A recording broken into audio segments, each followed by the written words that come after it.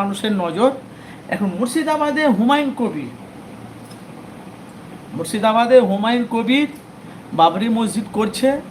তার সাথে সাথে এখন বাংলাতে দেখতে পাচ্ছি সোশ্যাল মিডিয়ায় ব্যাপক হারে ভাইরাল চলছে, হুমায়ুনের দলে যাচ্ছে আরাবুল। তারপরে ওখানে ভাঙড়ের আরাবুল আছে, কাউদার আছে, জুলফিকার আছে। এরা কিন্তু সব তৃণমূলে একটা বিরাট বড় একটা নেতা ছিলেন, বুঝলে তো।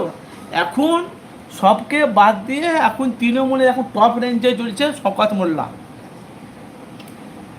মোল্লা টপ রেঞ্জে চলছে। তার সাথে সাথে মুর্শিদাবাদের কথা আমি বলছি যে হুমায়ুন কবির মুর্শিদাবাদে দলে ছিল, দল থেকে ওনাকে সাসপেন্ড করা হলো।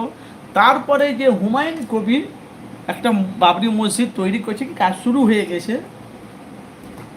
আলহামদুলিল্লাহ। 2 বছর টাইম নিয়েছে, 2 বছরের মধ্যে পুরো কমপ্লিট হয়ে যাবে। তো 2000 তো তহা সিদ্দিকী চাচা যান এটাও বলেছে 26-এর আগে না তো 26-এর পরে শওকত মোল্লা অ্যারেস্ট হবে, সময়ের অপেক্ষা অ্যারেস্ট হবে। এখন ভাই বলা বলি কথা, বাংলার মানুষ 2026 বিধানসভা ভোটের আগে এখন বাংলার মানুষ একটাই নজর মানুষের, সেটা হলো হুমায়ুন কবির। এখন হুমায়ুন কবিরের দলে অনেক মানুষ দলে যাচ্ছে। 2021 থেকে 2025 পর্যন্ত নওশাদ সিদ্দিকী যেটা না করেছে, হুমায়ুন কবির 2 মাসে সেটা করে দিয়েছে। এটা কিন্তু ভাই বাস্তব। এটা কিন্তু ভাই আপনারা বলবেন ভাই আপনি এ কথা বলেন, অবশ্যই হুমায়ুন কবির যে কাজটা না নওশাদ সিদ্দিকী যে 2021 থেকে 25 পর্যন্ত যে কাজটা না করতে পারেনি ইসলামের, সে কাজটা করে দিয়েছে হুমায়ুন কবির। ভালো করে বুঝবেন। আরে নওশাদ সিদ্দিকী তো একটা এমএলএ বিধায়ক ভাঙড়ের, 294টা সিটের মধ্যে 1-2 করে গুনতে গেলে বহু, সেখান থেকে একটা সিট পেয়েছে ভাঙড়ে। এবারকার 2026-এ হয়তো আমি আস্তে আস্তে দেখলাম ফুরফুরা বড় দরবারে নওশাদ সিদ্দিকী হোটেলে তো অবশ্যই কিছু খেয়েছে। এখন তো ফুরফুরা শরীফে হালিম বেশি চলছে, সবাই আগে সেলফি করছে, ক্যামেরা করছে। আমি বাইক নিয়ে গিয়েছিলাম, বাইক লাইনে আস্তে আস্তে দেখলাম তো নওশাদকে সবাই সেলফি করছে, এটা আরও ভালো লাগে, সে করছে। তো ভাই বলা বলি কথা, দুনিয়াতে ভাইরাল হওয়া মানুষের জন্য ভাইরাল হওয়া, আর আল্লাহ রসুলকে ভাইরাল হতে গেলে ভাই কোন পথে যেতে হবে, কি কাজ করতে হবে, সেটা কোরআন হাদিস বলবে। কোরআন হাদিস হুমায়ুন কবিরকে বাবরি মসজিদটা করছি,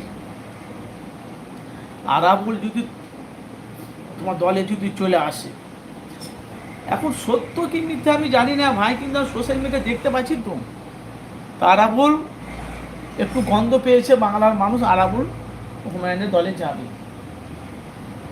ঠিক আছে, আরাবুল যদি হুমায়ুনের দলে যায় তাহলে পজিশনটা কোনখানে দাঁড়াবে আপনার ভাই একবারও ভাবতে পেরেছে?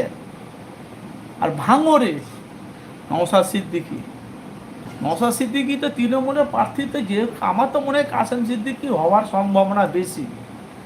কাসেম সিদ্দিকী না তো শওকত মোল্লা, যদি ভাঙড়ে কাসেম সিদ্দিকীকে টিকিট দেয়, তহা সিদ্দিকী চাচা যান বলছে ভাঙড়ে যদি শওকত মোল্লাকে যদি টিকিট দেয় বিধানসভায়, তাহলে আবার ভাঙড়ে মারামারি ফোনাফোনি কাটাকাটি হবে।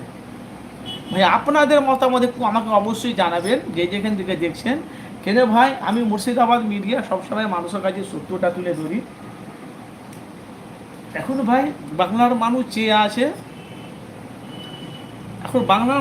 আছে হুমায়ুনের দিকে, আবার কিছু বাংলা মানুষ চেয়ে আছে নওশাদের দিকে, আবার কিছু মানুষ চেয়ে আছে বামফ্রন্ট সিপিএমের দিকে। এখানে বাংলার মানুষ সিপিএমের দিকে, বাংলার মানুষ লক্ষ লক্ষ মানুষ তারা বামফ্রন্ট সিপিএমকে চাইছে।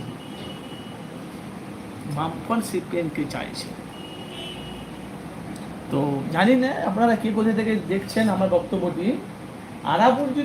আরাবুল যদি হুমায়ুনের দলে চলে আসে, লড়াইটা কিন্তু ভাই মারাত্মক লড়াই হবে 2026-এ বিধানসভায়। আর কাসেম সিদ্দিকীকে যদি তৃণমূলে প্রার্থী করে দেয় ভাঙড়ে, তাহলে আপনারা জানবেন একদম লড়াই।